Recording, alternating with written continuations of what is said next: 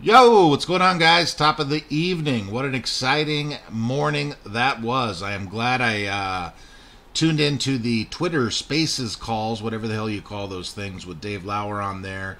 The lawyer for the apes, that guy was great. I've seen him around. I didn't listen to him until today. It was good to get his take on that too. And then also too, the amount of folks that showed up for the Citadel versus the SEC this morning was outstanding. He watches a lot of those, the lawyer for the apes guy, and he said there's maybe a couple 200 to 300 or so that watch those. We are in the thousands upon thousands. I think there was 8,000, he said, watching live. And then I got the video link up here, and you're going to be blown away how many views it's got. Obviously, it's 12 hours plus later, but still in one day.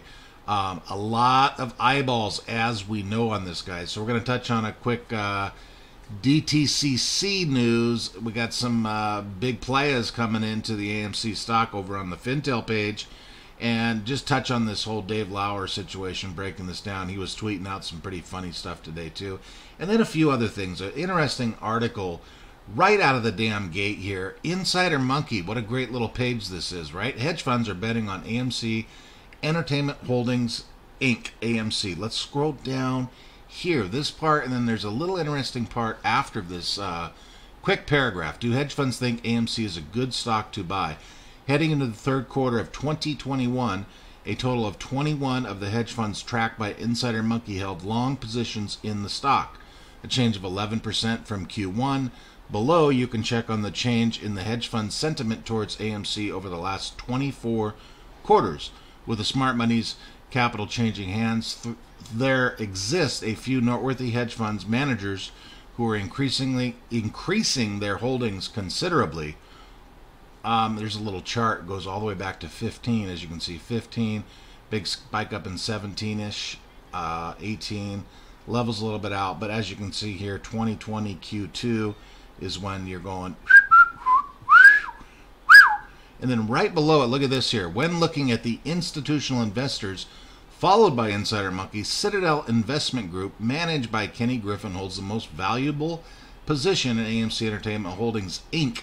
Citadel Investment Group has a $338.1 million call option in the stock, compromising 0.1% of its 13F portfolio. Then it goes on, second largest, third largest, blah, blah, blah. Pretty good article. If you guys want to read the rest of that, I will fire that in there. This has been blasted out the last 4, 5, 6 hours or so, right from the Fidelity investments page on the Reddit mobile over there. Scott Ignall, head of Fidelity Brokerage, shares the news about direct trading being available on mobile. Here's a step-by-step guide on how to enable the feature, IEX included. That's cool. What's crazy is I called Fidelity. It's been, before I came to Arizona, it's probably 10, 11 days ago, and the guy walked me through it, but now it's available on mobile, which is huge, and he did tell me at the time he had to go on to the PC and do it. But obviously, guys, if you're Fidelity, I will pop this in there if you have not seen it, step-by-step guide on how to do so. Absolutely outstanding guide. If you don't think Fidelity's on top of things here, and then IEX included, obviously. The topic of the day, folks. Here we are, DTCC updated today, October 25th, 2021, beginning October 29th for settlement November 1, 2021. Basically down here, it's a 100% haircut. It haircuts most securities with no active market prices for 3 consecutive days will receive a 100% haircut. This will apply to new securities during the initial issuance stage in the active securities when DTC has not received a vendor price for 3 business days. The only exception to the rule is mortgage-backed securities, MBS, issued by the U.S. agency or GSE. These securities will continue to receive a 100% haircut, and DTC has not received a vendor price for the prior business day. I'll pop that in there for your viewing pleasure. We've got to keep track of all these rules one by month. They're just firing out. The stock, oh yeah, besides the stock, we're up a little bit on the day. Pretty much sideways, but we're still sitting in that $36, $38 range. That's absolutely beautiful to me. Shorts haven't covered, by the way. We're looking at about 70, 71% here in the pool of darkness, ladies and gentlemen. Nothing new, but obviously a big topic with double G. We'll touch on double G in a minute too. And then here it is. This starts, you guys, I'll obviously fire this in there. If you have not heard, it starts at about the 55-minute mark right there. But look at the views on there. And I remember the Lawyer for the Apes. Obviously, this was streamed 14 hours ago. I know during the stream, he mentioned it, and I went over and checked it too. Had about 8,000 live viewers, watchers, listeners, whatever the hell you want to call it, right? Now we're at 85,265. That's a lot of eyeballs on this, straight from the court itself. Yeah, you guys, outstanding. I listened to the whole damn thing. It's awesome that it was in print. I knew I wasn't going to forget about it, but Citadel Securities SEC battle over microseconds in IEX case. That was a pretty, by no stretch, you guys, am I an attorney by any stretch of the imagination. But even the dodo bird that I am, even I listened to, obviously, their take, Dave Lauer's take, Dave's tweets, you know. But you can tell just by the judges' conversation, the attorneys for IEX killed it, the SEC killed it. The Citadel guys were just kind of rambling. It was a one-sided type of event. So obviously we're going to wait and see what the hell all plays out with this, but it was obviously pretty good. If you haven't heard it by now, you're hearing it from me, a big dummy. But it was a one-sided argument. It was just stupid. Anyway, this was outstanding right here. A federal judge challenged a lawyer from Citadel Securities about its efforts in thwart a new kind of market order from IEX Group, the stock exchange operator made famous by the Flash Boys. It's you who's going to a federal agency and saying stop a private entity from doing what they want to do. That was straight from Judge Justin Walker said at the hearing. That was outstanding when he said that. And I think the attorney said something, well, I don't want to go down that road or something, and then he kind of backtracked and talked out of the side of his ass for that. So this was pretty cool. If you haven't checked out Dave Lauer's Twitter, he was tweeting every 5, 10, 8 minutes, whatever it was. But he's cracking himself in here. Citadel, we don't want exchanges to interface with market forces themselves. Ha ha ha. Catches his breath. Ha ha ha.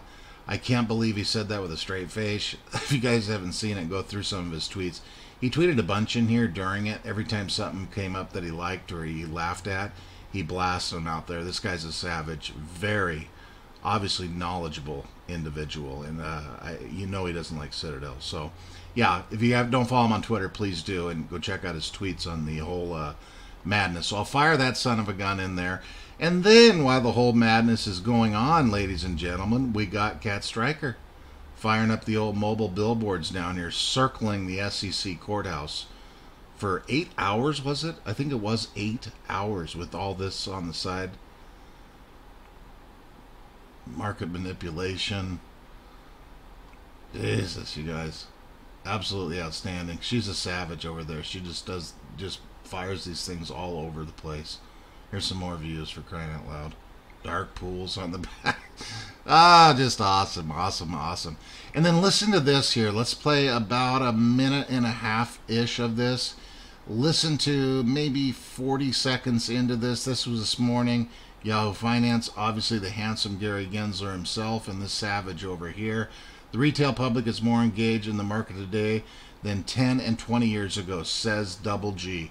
Working families, blah, blah, blah. The same stuff he's going to say. But listen to what he says here about January and the knowledge prior to January. Obviously, January of last year. Key month, obviously, right? Now, broadly, you know, there were a lot of weird events that happened during the meme stock craze. You saw some funds blow up. You saw some short squeezes get hurt there. I guess I'm wondering what, based off of what you were seeing, tells you that the markets were or were not acting efficiently during that episode when you had stoppages in many cases preventing people from being able to take on new positions, but they were able to sell. Look, restrictions on trading, that fateful Friday in January, that was not good for the retail investors that wanted access to the markets. And we know that. And that's why we're taking a look at these clearing and settlement plumbing.